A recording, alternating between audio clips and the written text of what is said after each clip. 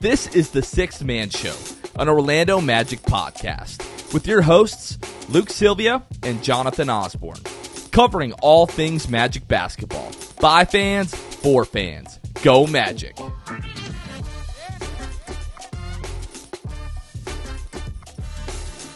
What's going on, Orlando Magic fans? You guys are back with the Sixth Man Show. Today is May 30th, 2024. Jonathan Osborne. And this evening, as we record, I'm joined by Kevin Tucker. Kevin, what's going on, buddy? How are you? You know, doing pretty good. You said May 30th. That reminded me that this would be the 15th anniversary today of the Magic beating the Cavs in 2009 to go to the NBA Finals. I'm pretty sure that happened on May 30th. Yeah, May 30th, 2009. Different outcome against the Cavs that year than this year. But yeah, that was still one of the best nights of my freaking life. That was incredible. It's hard to believe it's been 15 years, though. Yeah, definitely better times. Looking forward to those types of those moments again. Something that I felt, that we should talk about at the top here. I know there's been some heavy life updates over the course of the last few episodes. Unfortunately, we have another one. If you've been on Orlando Magic Twitter at any time during the last decade plus, you may be familiar with a woman that many people affectionately refer to as Mama Bear, Deb. Her handle was DebSwim2010 on Twitter. Unfortunately, as we record this on Wednesday, earlier today, we got news that she suddenly and unexpectedly passed away. I've been interacting with Deb on Twitter for the better part of the last decade. She's a massive Orlando Magic fan, massive Miami Dolphins fan, was just really entrenched in both of those communities on Twitter, just beloved by hundreds, if not thousands, of sports fans around Florida and really across the globe. Just super sad to hear the news. Just really at a loss. Any time that somebody passes unexpectedly, it's hard to find the words to say. What is saddening me more, but also lifting my spirits a bit, is seeing everybody share their stories about Deb on Twitter. Whether that be people who have lost a loved one in the past, and Deb would just periodically check in with them to see how they're doing, or people just talking about their run-ins with her and their interactions with her. Always a very positive and optimistic fan when it came to talking about her sports teams, and just a very kind, very funny person in general. She's going to be deeply, deeply missed. It was crazy earlier today. She was actually trending on Twitter at one point. Just that shows you how many people that she touched. And this is a newer feature on Twitter that I really wasn't familiar with. On my For You page, the Twitter AI entity called Grok, I guess, put this together, and it was a trending topic on my account. It says, "Beloved fan Deb passes, mourned by Magic and Dolphins." And it says, "Deb, a beloved figure in the Orlando Magic and Miami Dolphins fan communities, passed away suddenly, leaving a significant impact on both fan bases.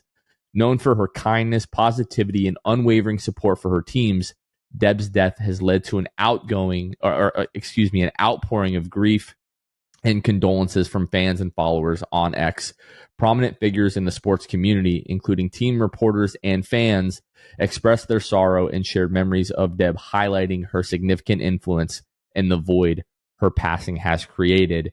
And one thing that I thought was really classy and really touching was Jalen Ramsey, a corner for the Miami Dolphins, tweeted out like "rest in peace," and tagged her Twitter handle. So just a really, really sad day, Kev. Yeah, it's first off slightly scary that the Twitter AI thing put that whole almost obituary together. That's awesome and slightly terrifying, but also, seriously though, just a good reminder, the importance of kind of leaving a legacy. Like we're all going to leave a legacy. It's just a matter of what kind of impact we get to make on people around us. And so obviously Our condolences to her family. I don't know her personally. I know a lot of people on Magic Twitter got to, meet her in person, hang out with her in person and stuff like that. And so I don't know her family situation or anything like that. But to those who are closest to her, obviously, our condolences. And she obviously left a big impact on a lot of people. So she'll be missed. Yeah, and the last thing that I want to say, one of her closer friends, Jeannie Hegnauer, which we've retweeted this tweet. The family has put together a Cash App account. If you'd like to, make any type of charitable donation or just help them with some of the things that they're dealing with now, and they're working on service plans for Deb. So we've retweeted that. So if you'd like to go to our Twitter account, you can find the details around that Cash App. And we would just like to take a moment of silence here to remember Deb.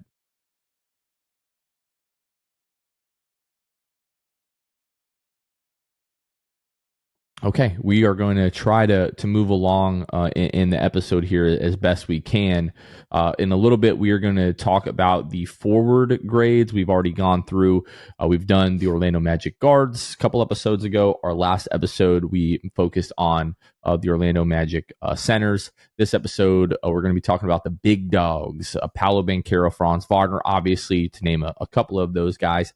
Before we get to that, we do have the earliest draft workout news posted earlier today by Cody Taylor. Cody Taylor covers the Magic for USA Today. He tweeted that the Magic have hosted their first workout in Malavi Leons, a forward out of the Mountain Valley Conference from Bradley.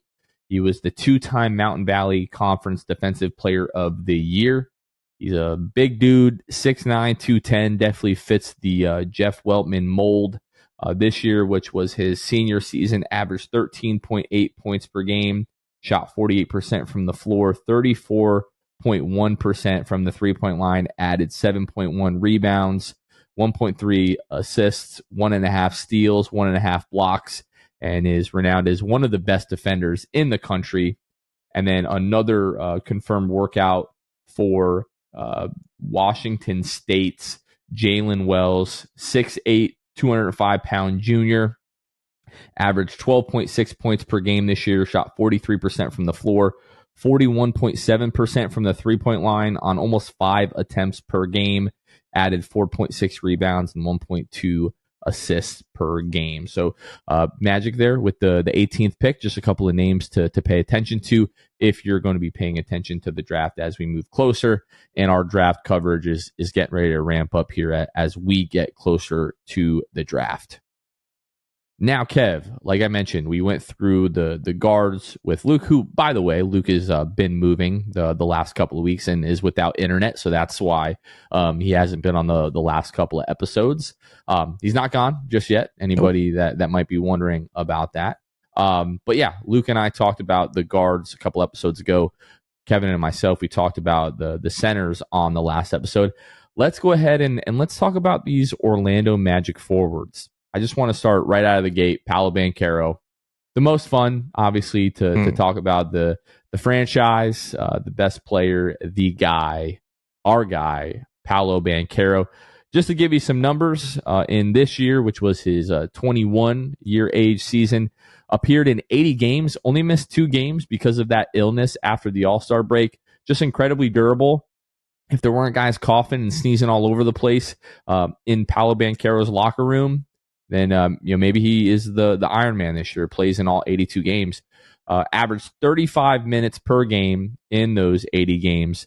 This year averaged 22.6 points per game, 6.9 rebounds, 5.4 assists, 0.9 steals, 0.6 blocks, shot 45.5% from the floor, 33.9% from the three-point line, averaged 49.3% on 2-point field goals, had an effective field goal percentage of 49.7 and shot 72.5% at the free throw line. Going to the playoffs, where I think it's hard to say this just after one playoff series, but all early signs indicate that Paolo Banchero is a playoff riser. Played 2.5 more minutes per game in the playoffs, averaged 5.5 more points per game in the playoffs, had a better field goal percentage, better 3-point percentage in the playoffs, better effective field goal percentage, and better free throw percentage in the playoffs. Almost 2 more rebounds per game. The assists fell a little bit because he was carrying more of the offensive load. And because other guys couldn't make shots at all. That is absolutely correct. That probably has a lot to do with it. His assists probably would have been a bit better if guys could shoot the ball. And average just better than a steal per game in the playoffs. Just absolutely fantastic. I don't know if we're going to call this an encore on the what should have been unanimous Rookie of the Year season that Paolo Banchero had, but was as good as advertised in his rookie year, and somehow found a way to be better in his second year and was even better in the playoffs. Kevin, I mean, in some ways, we can make this the longest segment of all these, breakdowns of positions. In some ways, this might be the shortest because, I mean, wow. Like, what are you going to pick apart? Like, you're going to pick apart turnovers? Okay, that's fine. You could be better at turnovers, Free throw percentage? I mean, sure. Shoot the ball better. Yeah, what else? I mean, when you're asking me, like, I know we're going to get to the letter grade. What can you say? I mean, the guy was unbelievable. Second year, all-star, by the way, in his second year. I mean, just an incredible showing. There's always this concern about the sophomore slump and all those things. And coming into this season, you just obviously have no idea what to expect. You see a guy in his first year and you're like, what are we going to see in year 2? And so for him to surpass all of that. And again, it's not just about the stats. The stats are great, right? He got better this season, but just the eye test, right? Like him taking over games, taking over moments, especially in the playoffs, like you mentioned, far and away the best player in a Magic uniform in this series. And I would even argue over the course of 7 games was probably the most consistently best player in the whole series, if that makes sense, right? Like, yeah, Donovan Mitchell had a 50-point game 6 and whatever, he had 30-something game 7, all that stuff. But games 3 and 4, I mean, pretty much disappeared.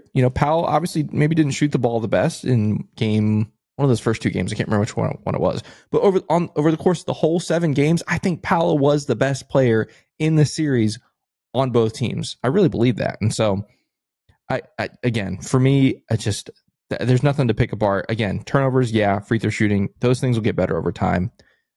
So for me, I mean, it's a resounding, I would say A+. I'm going to give it A, just for the turnovers. They still bother me, but I'll give Paolo Banchero an A for this season. I mean, I'm so grateful to have him in Magic uniform. Yeah, the increase in turnovers this year, his rookie season averaged 2.8. This year, there was an increase to 3.1. Averaged almost 2 assists better this season. So I do, not that I give him a pass, but it's a little bit more palatable when you take that into account, that he was able to generate, more looks for other guys. The 4.6 turnovers per game in the playoffs hurts. He had like the 9 turnover first game, whatever that was, which inflates that quite a bit. But yeah, that would be the big knock on him. Obviously, there are still areas in which he needs to improve upon. You want to see the handle. He's got the bag, right? But you would like to see the handle on a possession-by-possession basis be a little bit tighter, make some better decisions, with the basketball in terms of passing. He's right at 7 rebounds per game, which I don't hate. That's a good number to be at. I think he can get higher. I think he can get closer to 8 rebounds per game. Like to see that. And then the shooting, obviously, and the shot selection. You want to see maybe less of those contested 2s, a little bit more of him, getting to the rim and getting to the free throw line.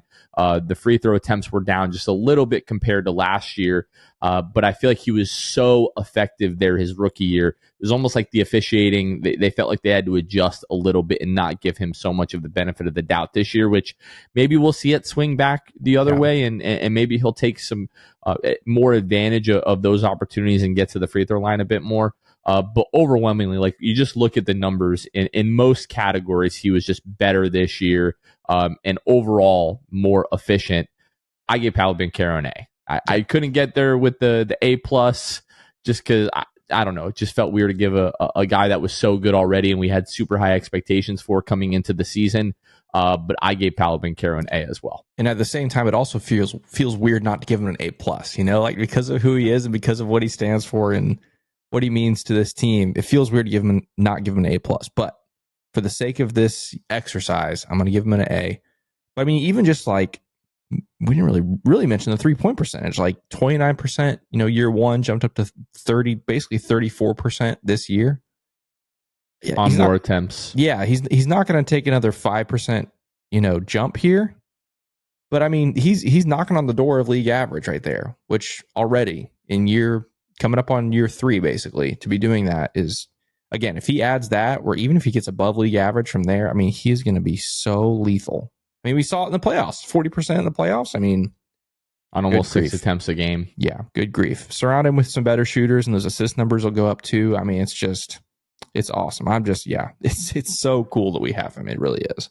Well, the first couple of weeks of the season, you look up and it's like, okay, we're 2-3 weeks into the season. The dude is shooting over 40% from the 3-point line.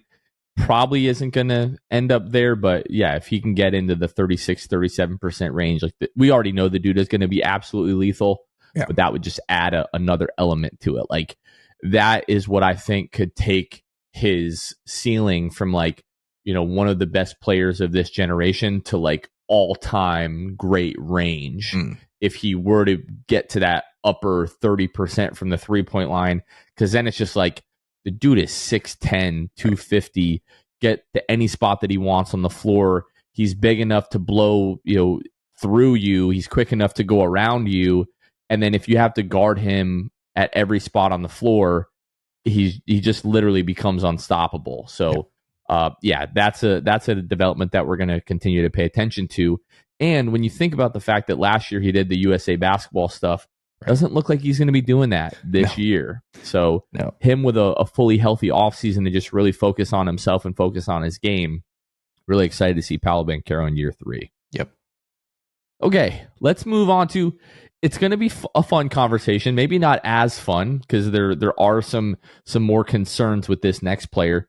But let's talk about our guy, Franz Wagner, the reigning world champion, Franz Wagner.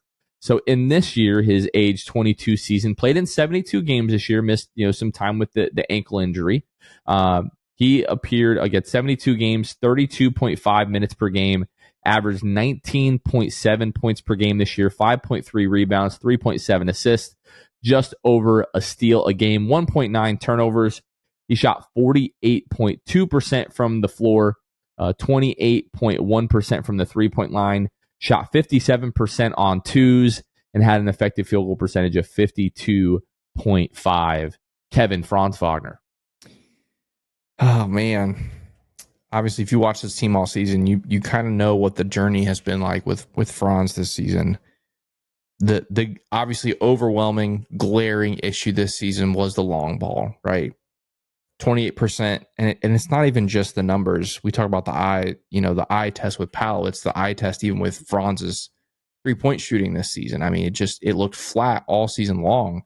And so in some ways that's concerning. I'm not a shot expert. I will never pretend to be anything close to that. I don't know what it takes to fix that. I don't know if, some people think he's doomed. Some people say he did it for a whole year. He's doomed. He's like this forever. Some people say, oh, it can be fixed. I don't know. I don't know what's going to happen. But I do know, obviously, he struggled. And optically, it looked bad. It looked bad all season long.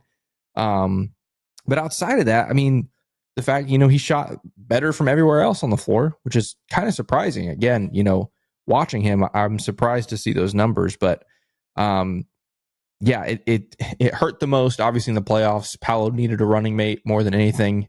He got it in, what was it, game 6 when Franz had his best game. I don't remember what game. I think it was game 6.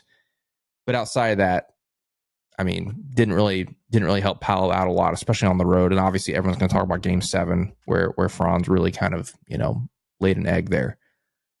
But yeah, so overall, it's tough.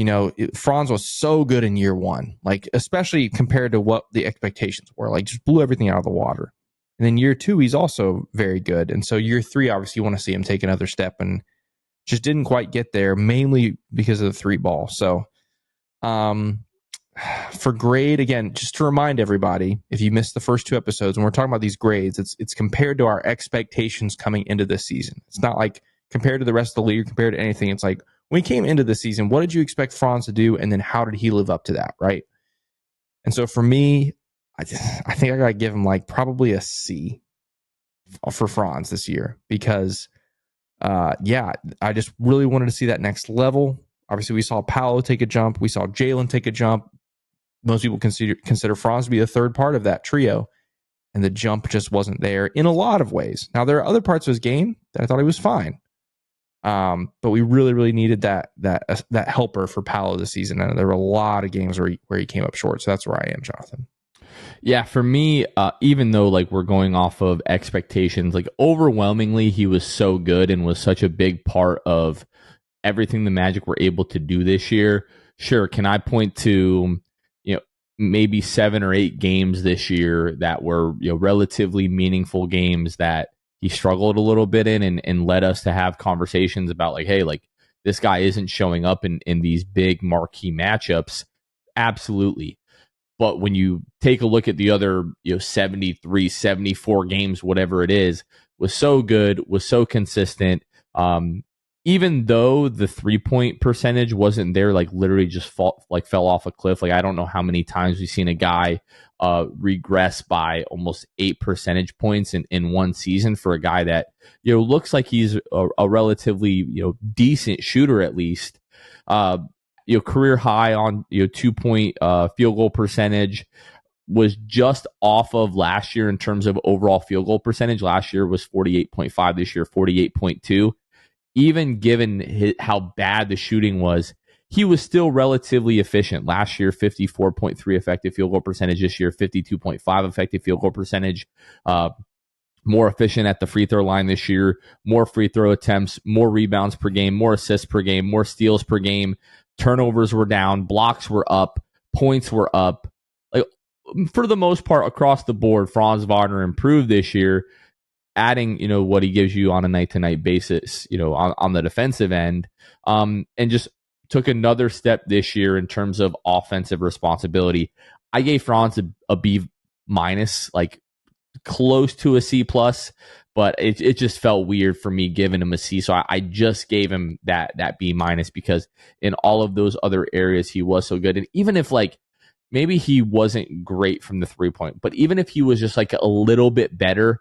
Like if he was like a 32 or 33%, I think all of us would be like, man, Franz just had a fantastic season because everywhere else, like you look at field goal percentage, effective field goal percentage, he shoots like 32, 33%, which is not great, but isn't quite as bad as he shot at this year. Yeah. Like he's averaging over 20 points per game. Like everything is up with this guy. So I just couldn't go with a C, but I'm not irate about your grade. Yeah, no, you do make a fair point. I think part of what I in the fair point I'm saying you make is his consistency over the course of the whole season. Because you're right, the beginning of the season, the first 3 months or so of the season, some of his best basketball of the season.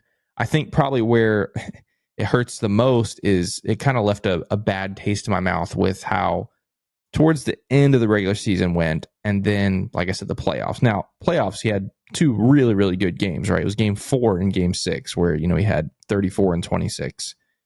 But it's those other ones, especially the ones in Cleveland, obviously in the game 7 one.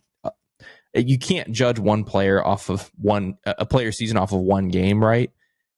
It's just the weight of that game 7 does weigh pretty heavily compared to the other 88 games that he played in, right? So no, you can't base it off of one game, but that game did mean more than all the others. So all that combined, yeah, I'm still going to stick with my grade, but you do make a fair point. He was consistent in a lot of ways, but again, just kind of fell off, especially towards the end of the season. But you're right, just get that shooting percentage up a little bit. And I don't know what that takes, but it's got to get back up to somewhere in a more normal range. Yeah, I just took a look really quickly in what his like splits would have looked like had he shot like 33% from the floor. So on the year, he shot, I just had it here, he shot 94 of 334. If he would have shot 33%, it would have been 110 out of 334, which would have bumped him a little bit more than a half point per game. So then, like, all of these, percentages are higher than they are. He's over 20 points per game.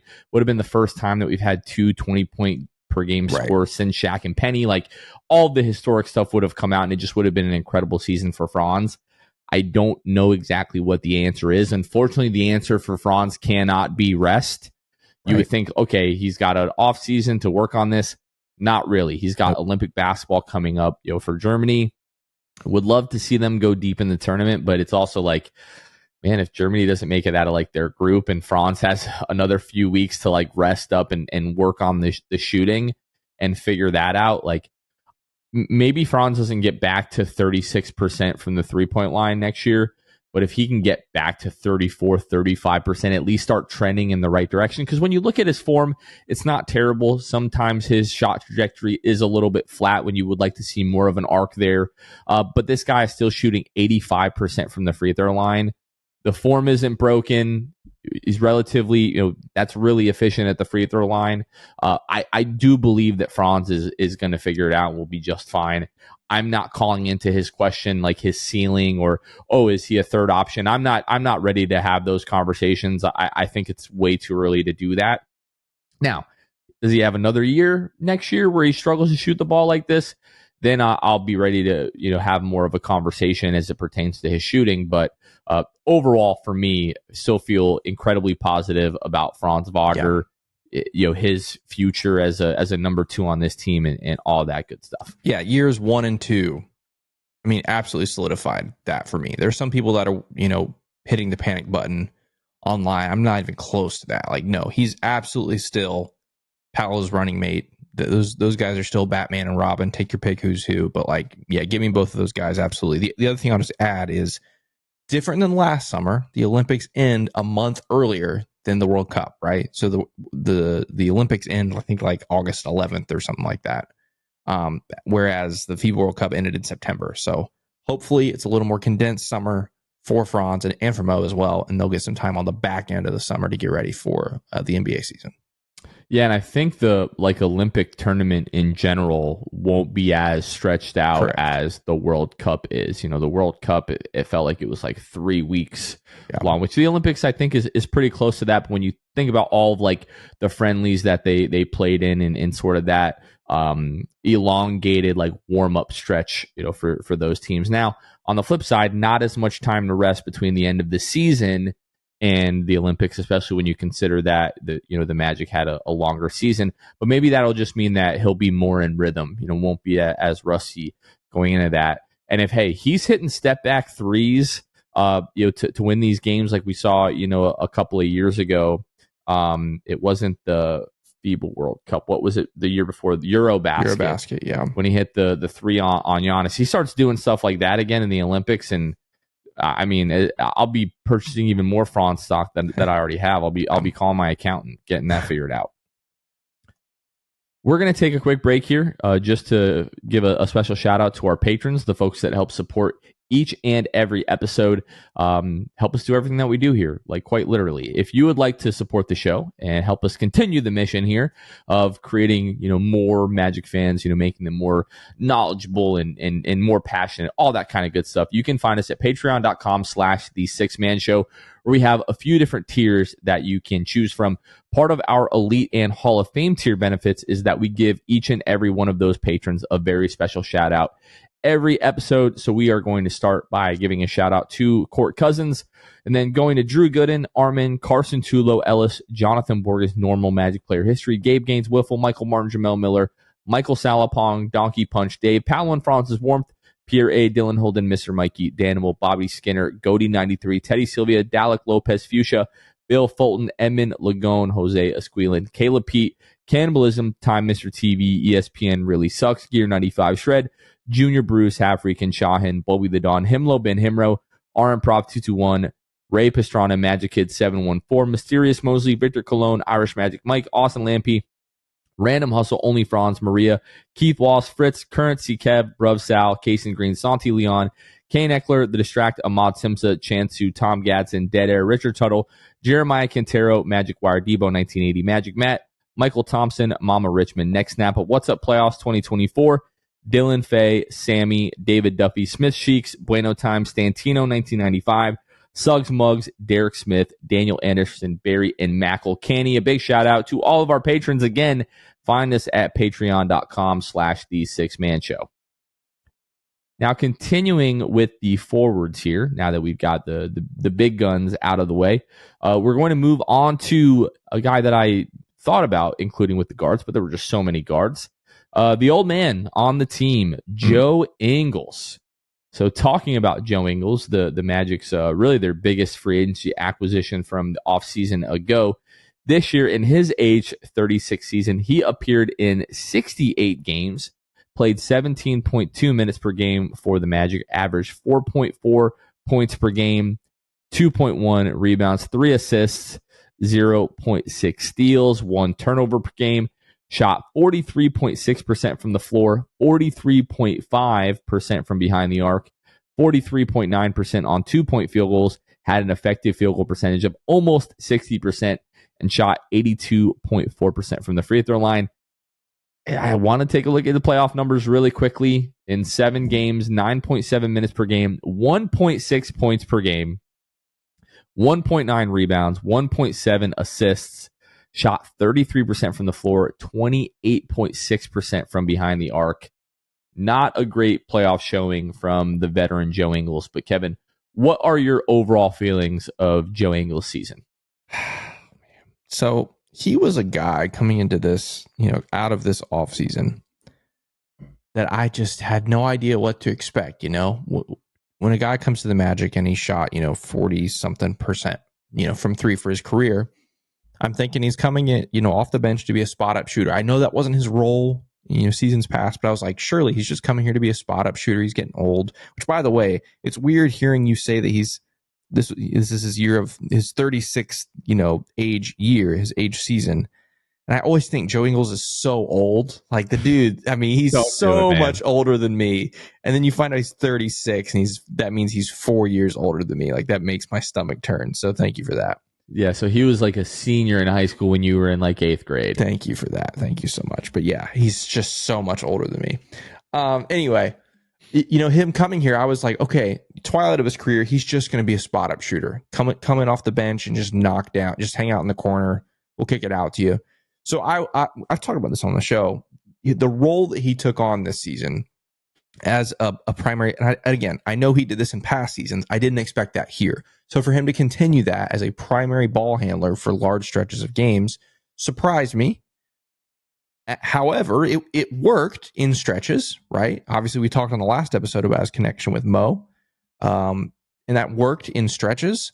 However, when you look at what the Magic probably needed to sign in the offseason versus the, output that we got from Joe, on the one hand, it's hard to argue with the bench unit that was so good for such a long stretch in the season.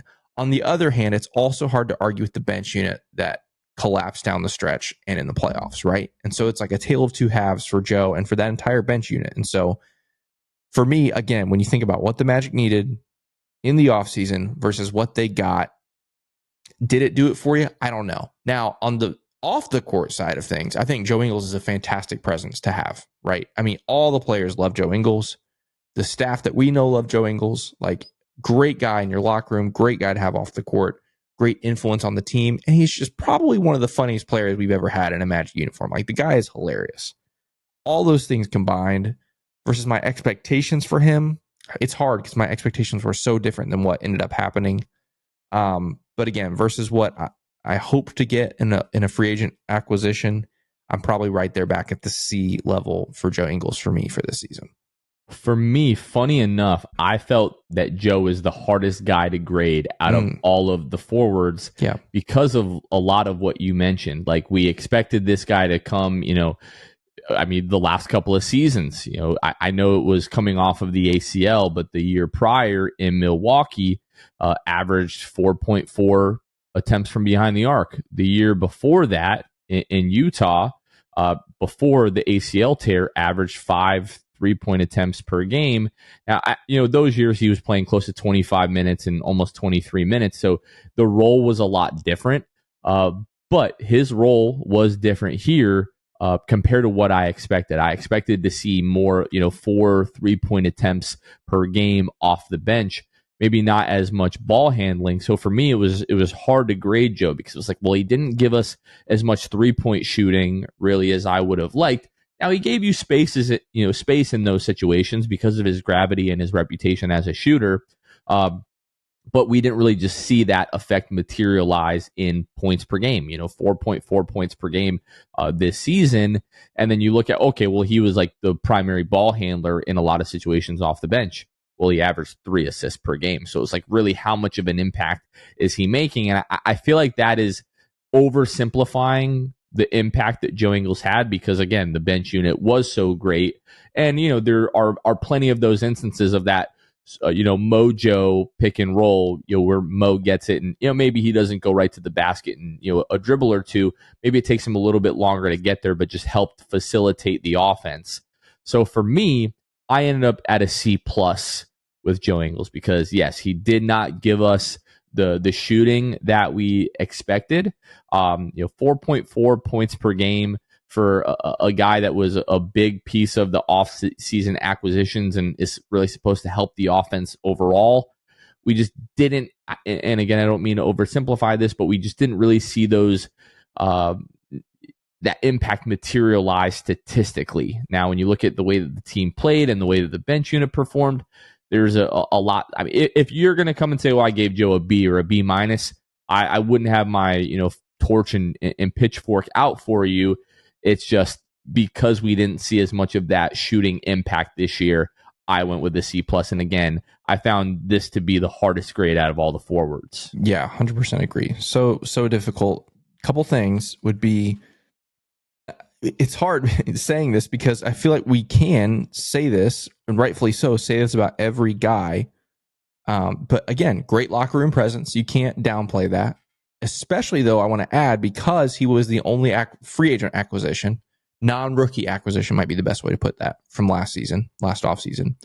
There's, that raises the question, especially him being older, like, how does he fit in with the guys? How does he fit in with the coaching staff? How does he fit in with the culture and everything? And so for him to come in right away and vibe out like 100% from day one, I'm literally from media day where he's meeting some of these guys for the first time. They had great interactions from day one. So you can't undersell that. My second thing is, I'm putting you on the spot. Team option, $11 million this offseason. I'm declining it. I'm declining it. And not, what do you think the Magic do? I think they decline it. And not to use his words against him, but he's already said, like, hey, if they don't want me, I'll be in Osceola playing. Like, I'm not leaving. Right. Now, are the fans going to take that super seriously and be up in arms against Joe Ingles if he decides he doesn't want to be here if the Magic don't pick up that option? Of course not. But I do think it's one of those things where, like, hey, like, we probably overpaid for you a little bit last year. We'd love to have you around. Obviously, your family is here. You have a young family. And it sounds bad, like, but these are negotiating tactics that this front office will use when they're talking to him. So not to, like, exploit his family or anything like that. But I do think there's a world where the Magic decline that option and sign him to a cheaper deal, and keep him here. And I would be for that, as a matter of fact. Like, if the Magic are able to sign him to like a $5 or $6 or $7 million deal for next year, and maybe you try out a similar role, maybe you're able to find some more looks for him from behind the arc within the flow of the offense, great. If not, it's Jet Howard time, and Joe Ingles is still there as sort of like this additional coach, right, on the bench, and is still that great locker room presence. What about you? Yeah, I agree. Jeff Weltman's not stupid, right? The whole team option, $11 million team option there after one, it's a 1+1 basically. He's not an idiot. He knew what he was doing there. It was basically in some ways a show me season, right? Like, show me how you fit in with this team. But at the same time, it kind of worked in the Magic's favor, in a different way. Obviously, Joe Ingles just falling in love with this place and his family falling in love with this place to the point where he said, like you said, that he's sticking around no matter what. I mean, that's amazing. Amazing work by the front office. But yeah, I 100% agree. I would be very surprised if they picked up that $11 million option. Again, I'm with you. If it was a little bit less, I mean, even like $7 million, I could see them maybe doing it. But 11, I would be surprised, especially considering some of the flexibility that the Magic obviously want to have going forward. So, and to the points that we're talking about here, like the 3-point attempts, like, you can't ask for better efficiency than 43% from behind the arc. But if you double the attempts and you're at 4.8 attempts per game, and that would equal another 3-point field goal made, and he's sitting there at like 7.5 points per game, and given the other effects that he had on the offense and the creation and all that kind of stuff, then yeah, I'd probably be like, yeah, just pick up the option.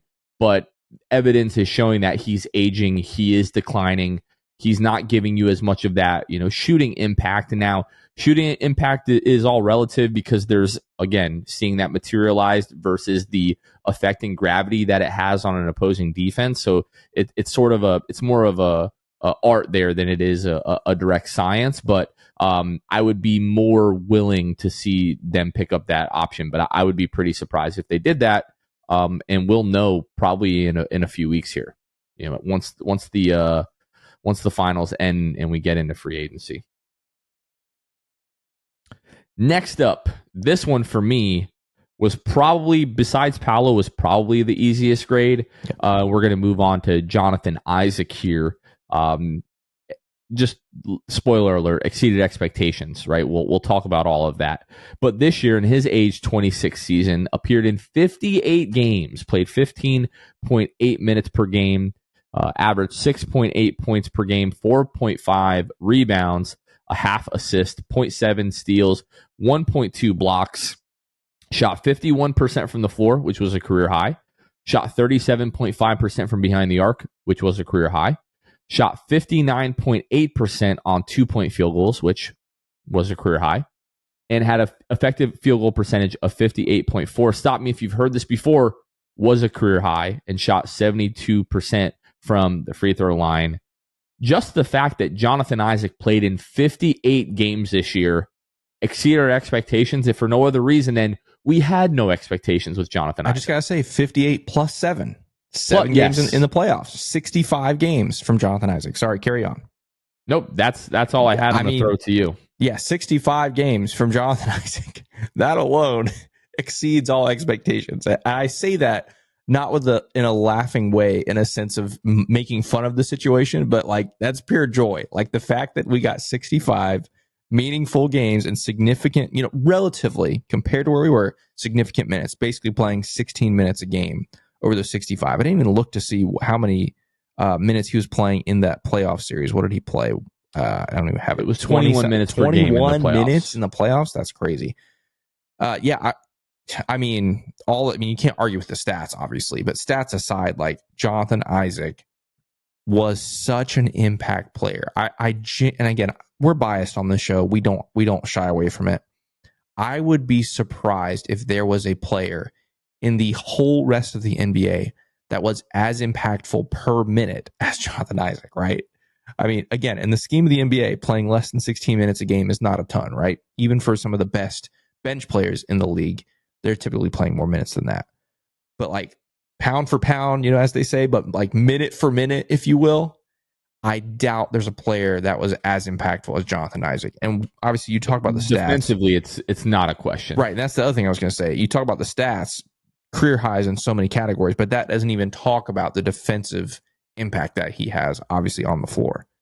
Just sensational season from him. The only thing I wonder now is how much further can he go, right? Like, what is his... I know we talk about ceilings with young players, and Jonathan Isaac isn't really a young player anymore, but genuinely, what is the ceiling for him? And it's really got to be all about his body. Like, what can his body handle next season and the seasons going forward, right? And so, plays 58 plus 7, 65 games, gets you 15 minutes a game. Does that go up next season? Do they treat him with the same level of care and concern and, basically wrapping him in bubble wrap, for back-to-backs and all that kind of stuff? I don't know. But for this season, it's I mean, is it an A plus? I don't know. I'm going to say A. I'm going to give it an A. Jonathan Isaac an A for me. Yeah, I would say if you're going to pencil Jonathan Isaac in for 55 games a year, right? With the understanding of like, hey, he's not going to be playing these 3 games in 4 nights. He's not going to play back-to-backs. If that's just the plan for Jonathan Isaac for the rest of his career, the only thing that I would ask is I want to see an increase in the minutes, okay? If he's not going to be playing back-to-backs anyways, we saw him playing 21 minutes per game in the playoffs. I would like to see him around 20 to 22 minutes per game in the regular season. So if you tell me you're going to have Jonathan Isaac 55 games a year in the regular season, he's going to play 22 minutes per game, I will take that all day. Now, in terms of what to expect and like what further growth can we see, the only thing that we can really do is look in the past. So I want to go back to the 2019-2020 season where, like, statistically, that was the best that we saw Jonathan Isaac. First few months of the year was absolutely a Defensive Player of the Year candidate, and like scoring wise had the most impact. So that year when he was 22 years old, he was playing 28.8 minutes per game. He scored 11.9 points, 6.8 rebounds, 1.4 assists, 1.6 steals, 2.3 blocks per game, almost 4 stocks per game. That is insane. He shot 47% from the floor, 34% from behind the arc, 51.8% effective field goal percentage, and shot 77.9% from the free throw line. Do I think he's going to get back to 12 points per game? Probably not. Probably won't play enough minutes to get there. But if we can get Jonathan Isaac playing 5 to 6 more minutes per game, and we can see him get to like 10 points, 6-7 rebounds per game, a steal a game, a block and a half per game, and staying relatively as efficient as he was this year, given the defensive impact that he's going to have on a night in, night out basis, to me, like we're talking about the guy still making, multiple all NBA, all defensive teams, all that kind of stuff, and being one of the most impactful players per minute in the NBA. You give me that alongside the Jalen Suggs, Paolo Banchero, Franz Wagner, throw J.I. right into that core of this team, and we are cooking for a long time here. Now, the big question mark is his body. We made it through one season. We've got to make it through the rest. But if this is the way they are going to manage him, I'm good with that if we see an increase in minutes. That being said, I would like to see him playing back-to-backs next season. We started to see that at the end of the year, but I do want to see what it looks like trying to push the limits of where we've gotten him. Now, if he starts playing back-to-backs and now he's got a sore hamstring or a calf strain, back soreness, whatever, and we come to the conclusion of like, hey, we tried to push him as far as we can. We don't want to push him over the edge and have like another catastrophic injury. We're going to ease off, and this is just the way we're going to manage him for the rest of time. I'm good with that if we get the same type of the same amount of Jonathan Isaac that we got this year, if not a little bit more in terms of minutes per game. I gave him an A. I was about to say I didn't get okay, you got an A. Same as me, yeah. It's also really hard, Jonathan, because there were a couple games this season where you just got just a big old taste of like, a taste of what could be. I'm just gonna leave it at that. Like I'm thinking about that Sacramento game mainly, or he tied, I think it was tying his career high, right? When he had 25, tied his career high. Where you're just like, oh my gracious day. Like if this guy, I don't know. The ultimate what I'm trying to say is like, he may be 26, but he's still in some ways like a 23 or 24-year-old NBA player, right? Now, you can't discredit the 2 years lost because of injury, right? Like, no, that's not the wear and tear of an NBA season, but it's a different kind of wear and tear, right? It's a wear and tear from a long-term injury. You can't discredit that. But however, his body has not played this many NBA seasons, right? And so does that mean there's still room for him to get better, even though he's 26? Could his game get better? I think it's possible, especially if he has a healthy offseason this summer. What could it look like next season? Obviously, we got a long time to preview next season, but those are my overall thoughts, my reflections on Jonathan Isaac for the season. I'm right there with you. Now, we'll move on to Caleb Houston. This was another one that was a little bit tough for me to grade, not as hard as Joe Ingles. But when it comes to these last guys, Caleb Houston, Chuma Okeke, much like the discussion around Anthony Black, like these guys just didn't really have a ton of consistency in terms of playing time. Caleb Houston, I'm probably going to be a bit more harsh because he was given opportunities. Like this is a guy who started 13 games this year, had the opportunity to say like, hey, I am a legit NBA rotational guy. This is what I can do. and play his way into the rotation. Like where Anthony Black was not given those opportunities and Jed Howard absolutely came nowhere near close to getting those opportunities. Caleb Houston, I don't want to say he was handed them, but he was certainly given those opportunities. So this year, in his age 21-year-old season, appeared in 59 games, like I said, started in 13 of those, played 13.8 minutes per game, scored 4.3 points per game, 1.4 rebounds, a half assist, 0.3 steals, 0.1 blocks. Had 3.5 field goal attempts per game. 3.3 of those were three-point attempts, but he shot 38.8% from the floor and 37.3% from behind the arc. Shot 61% on two-point field goals. I think we were talking before the show, and you said he had like 13 total two-point attempts on the entire season. Yep. Had an effective field goal percentage of 56.3. Caleb Houston, I'll start with this one. I'm a big Caleb Houston guy. I'm a big fan of Caleb Houston. Silky smooth shooting stroke, 37.3% from behind the arc this year. He had some like really, really hot stretches and had some really, really cold stretches, even though he ends up with a decent percentage. Overall was inconsistent from behind the arc. And I just didn't see it from Caleb Houston. Like I said, I felt like he was given all the opportunity in the world. He's out there to catch and shoot. And on nights when he is not, either shooting because he's just passing up attempts or he's not knocking those down, he doesn't really give you almost anything else. He gives you like C plus, B minus defense at times. Sometimes he gives you a D plus defensive effort, but he's just out there to do one thing. And the fact that he was inconsistent at different points throughout the year, I ended up with a C for Caleb Houston. Yeah, I think, and by the way, really quick, those stats that you mentioned, he took 46 twos last season in identical minutes, by the way, and took 13 twos this season. Kind of crazy. Caleb Houston, for me, I'm like you. I'm a Caleb Houston fan. I believe I'm still credited with the Caleb, nickname that still hasn't caught on yet, but for a few reasons. yeah, for sure.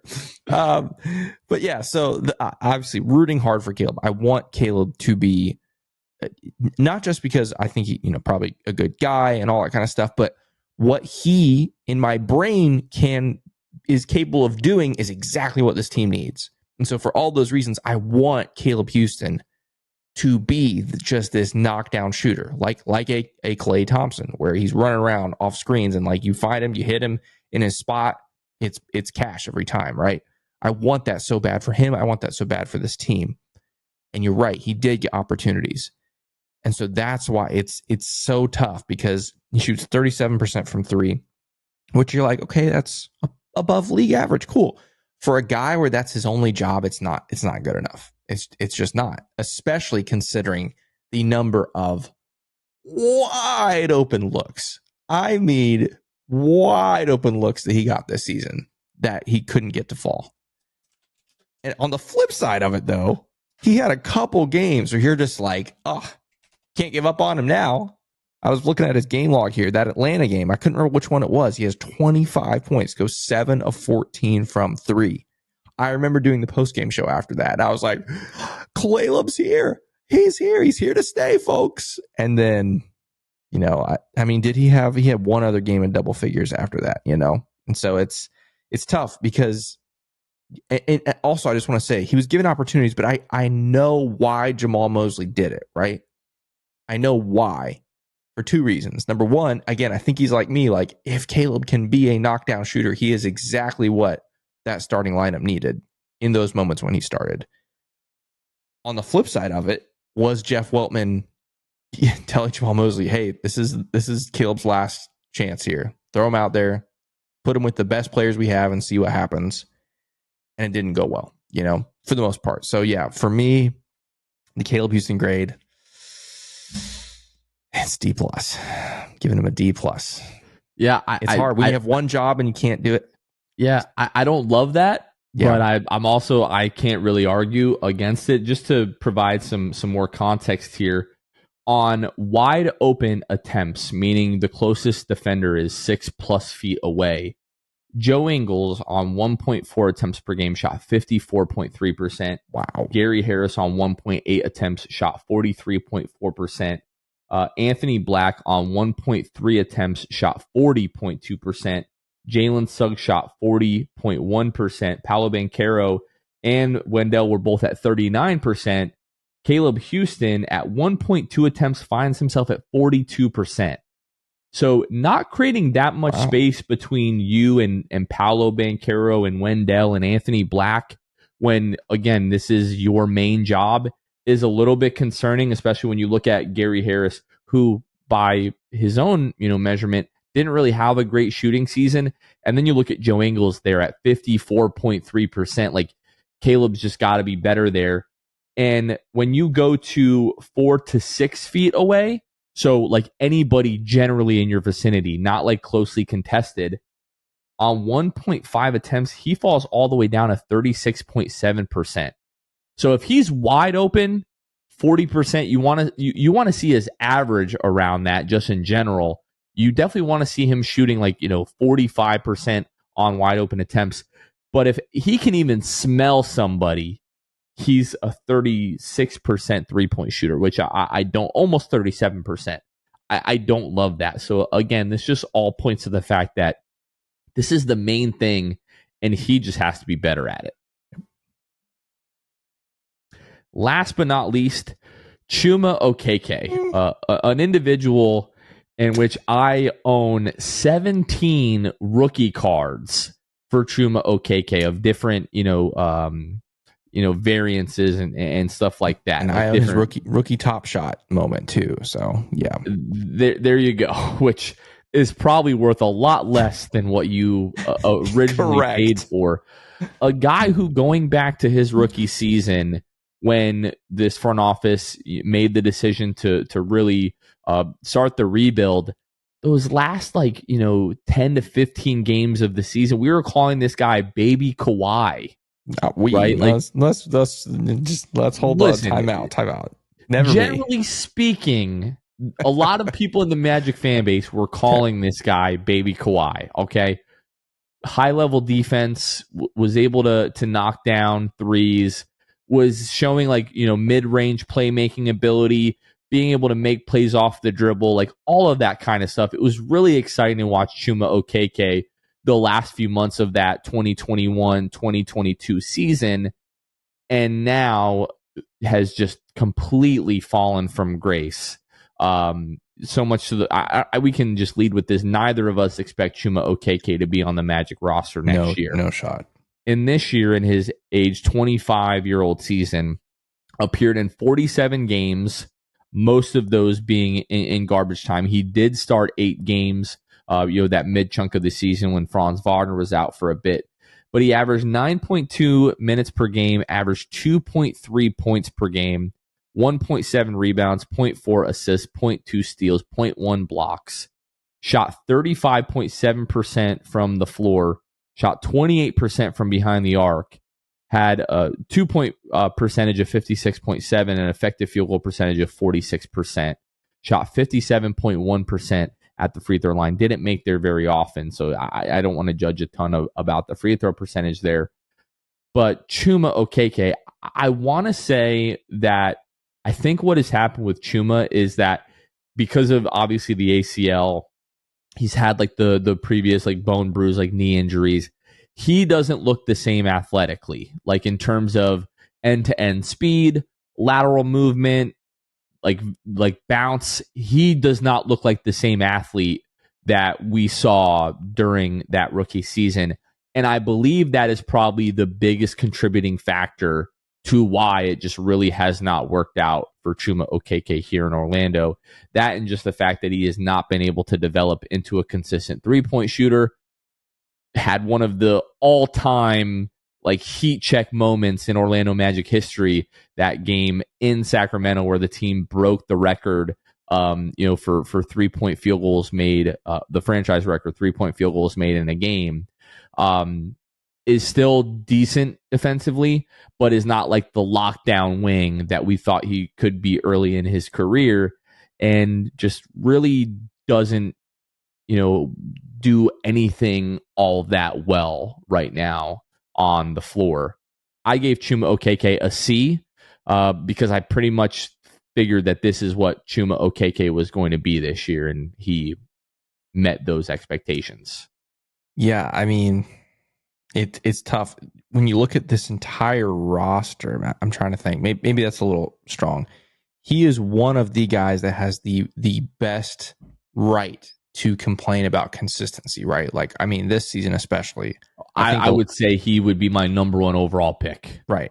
I think he played in 11 consecutive games this season. That was the most games he played in a row. And it was that stretch, starting in Sacramento, that stretch right there.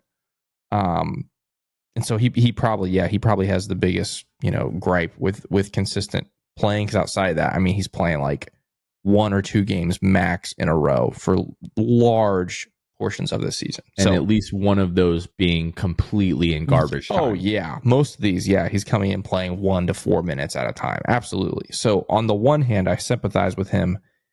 And, I'm not going to sit here and just totally, rake him across the coals, for his performance this season, because how could you possibly, find your rhythm with that kind of play schedule, basically. On the other end, it's like there's a reason, right? And especially considering he's been in this system for 5 years, right? Because he came in 19, just didn't play his first year. And so he's been in this system. Jeff Weltman and company know what they have in him, and so all those things combined, that's what he's playing. It's the writing's on the wall, like you said. He's gone. Like, he's played his last minutes in a Magic uniform. I would be absolutely stunned if he comes back. Which is disappointing, because I did get the last earned jersey the Magic ever had, which is the really sick one, the white and blue one with the blue stars down the side. Of course, I got Chuma. So I don't know if I can wear that after this season. It's so beautiful. I'm looking at it right now. It's one of my favorite jerseys in Magic history, and the one I got was Chuma. But it's fine, whatever. Mine is Markelle, another guy that maybe we don't expect to be back next year, but at least I have this guy was the number 1 overall pick. We were so excited when we traded for him. He was really good for like a good stretch here. With Chuma, it's like we have those 15 games in 2022 or 2021 to be excited about. Plus, Chuma was one of the stars of one of the greatest losses in Magic history. That Sacramento game, I have that. So whatever. My grade for Chuma. You make a fair point about the expectations thing, but I think I still, like, in my mind, wanted to give him one more chance this season. It didn't happen, so I'm going D+ again. Okay, I was so afraid you were going to give an F, and I was going to tell you that was out of line. No, no. Again, because this is based on expectations, that's why it's not an F. If it was just based on performance, it would be an F. But yeah, I'll go D+, just because I had a glimmering hope that he would show something, contract year, all that stuff. It just didn't happen, so D+. Yeah, that might be fair. And I think I misquoted the year that we were talking about a few minutes ago. I said the 2021-2022 season. That was the 2020-2021 season. Sorry. All of those, Kevin and I were talking about like that stretch of games that he had where he was really good stretch, his rookie year. Yeah. Which I do just want to go back and reminisce on that a little bit. Let's do that. So like after the trade where he starts getting like quality minutes, he had a 22-point game against Portland where he shot 9 of 15 from the floor, 4 of 6 from behind the arc, 6 rebounds, 4 assists, 2 steals. He had a 19-point game against Denver. Wasn't super efficient, but I mean, who cares? We were just letting the guy ball out at that time. Let's see, 14-point game against Toronto towards the end of the year, 50% from the floor, 50% from behind the arc. Like, there were some special Chuma moments there. Like, if you remember that span where we're like, oh my God, is Chuma the next Kawhi Leonard? Like, that's a real special time in Magic history there. So yeah, I'm just glad the Magic didn't really like blow that pick, right? Some drafts you get a guy, and you're just like, wow, we could have had who? And you look at that draft and you're like, you know what?